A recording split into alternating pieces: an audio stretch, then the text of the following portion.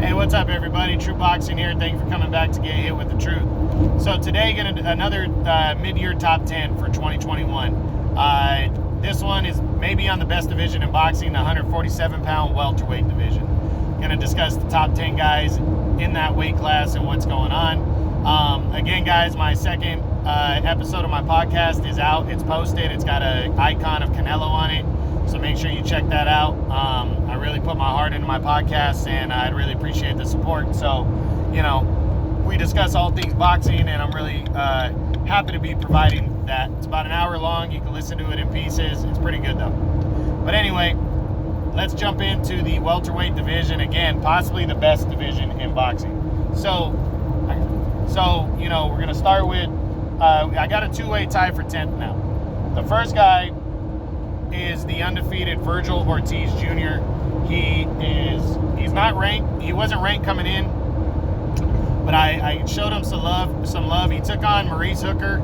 Talent-wise, Maurice Hooker was the best guy that he's ever faced, and he went in there and he just dominated Hooker. He really pressed him. Hooker fought hard, was in it, but he pressed him, broke him down, stopped him in the 7th round. Impressive performance. Got the biggest win of his career, and now he has another big fight on the horizon. August 14th on DAZN. He's taking on, I always forget the guy's name wrong. He's the Mean Machine. He's the guy that took on Terrence Crawford and should have got a knockdown scored.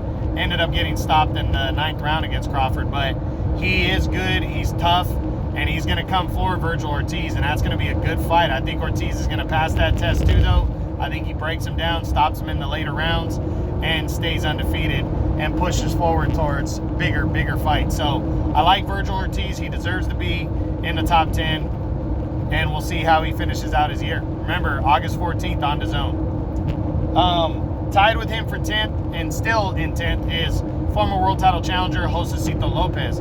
Lopez hasn't done anything yet in the first half of the year, but I know once all the pieces start falling into place, he's going to get a pretty decent-sized fight. Lopez is a veteran. He's been around for a while, and he's going to get a decent opponent, in my opinion, before the end of the year. Maybe Shawn Porter, maybe, Keith Thurman in a rematch, somebody decent, but we'll see.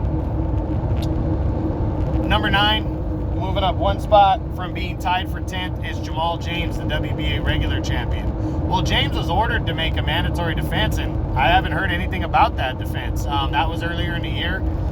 Still waiting around to see what the WBA is going to order him to do. I know there was talks between like Shawn Porter and Keith Thurman about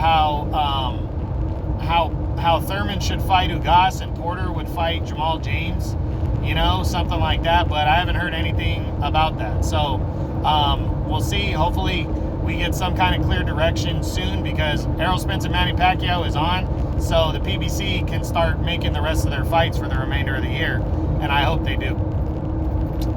Number 8 is Jaron Ennis, the undefeated power-punching welterweight. He wasn't ranked coming in, and he ended up taking on Sergey Lipinets, the former 140-pound champ, and he dominated Lipinets and stopped him in that fight impressively. And now Jaron Ennis is a player in this division. I think he's going to be avoided. He called it. He said he thinks he's going to get avoided. He's going to have to get a mandatory shot. I think he's right. I don't think any of the guys at the top right now are going to want to face him in their next fight. So I think Ennis is probably just going to have to stay busy. Maybe they'll give him Joseto Lopez. Maybe somebody like Andre Berto, one of the guys on that kind of level right there. Maybe Jamal James, something. Because Jamal James is widely avoided too, and he's with the PBC. But I hope Jaron Ennis gets a good-sized opponent coming off his career best win over Lipinets. Number 7, moving up one spot for number 8, is former 4-division world champion Mikey Garcia. Mikey Garcia hasn't fought since his win over Jesse Vargas. He was in line to fight Manny Pacquiao for the longest time, and now that's not going to happen. We're almost a year and a half since Mikey's fought, but the rumor is that Mikey could be facing Regis Prograis next in the fall, that a fight is being worked out. Both camps have confirmed that they're talking to each other, and I really hope that's what happens, because that's a huge fight right there for boxing. Mikey wants to stay on the level. Regis Prograis is a real deal player, and he's been planning on moving to 147 anyways. He can't get the big names to fight him at 140. So I really hope this fight comes to fruition. I really don't know who to pick in this fight. I really don't. I think it could go either way. I think Mikey would be the favorite going in, and I think that'd be fair. But I really think Prograis would have a chance, and I just hope the fight gets made. So we'll see, hopefully for the fall. Number 6 is former 2-division champion Danny Garcia. Well, Danny has pretty much made it clear that he's moving up to 154 pounds. Now, he's made that clear, but until he moves up and actually schedules a fight, I'm not ranking him there. I'm still ranking him at welterweight. He hasn't scheduled his fight yet. He hasn't fought since Errol Spence Jr. dominated him in December of last year. So just waiting around to see Danny and what he decides to do. But I'm expecting some kind of an announcement soon. And I don't think he's gonna rush into facing a huge name opponent yet, but he could. You never know. But I think Danny's gonna try to play it safe, take on a beatable guy to kind of work himself into a title shot probably next year.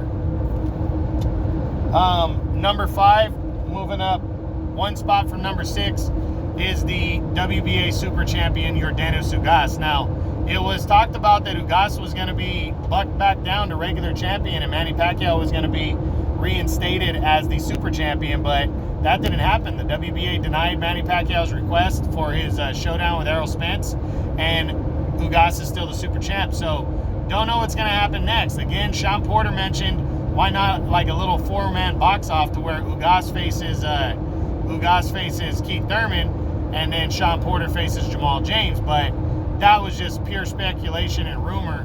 I hope somebody grows some balls and fights Ugas, because Ugas is a good fighter and he has a major world title. So I hope one of these guys grows some balls and goes after that world title, maybe even Porter in a rematch. But as of right now, I don't know who that's going to be. Maybe Ugas will roll the dice and take on Jaron Ennis without any fear. So we'll see. But that's what's going on with Ugas. I'm hoping we hear something soon. Number 4 is the former 2-time welterweight champ, Shawn Porter. Porter, we don't know what's going on with him next. He hasn't fought since July of last year. We know he wants the big fights. We know he's been rumored as a possible opponent for Terrence Crawford, but I don't know if that's going to happen with him being with the PBC and Crawford with ESPN and Top Rank.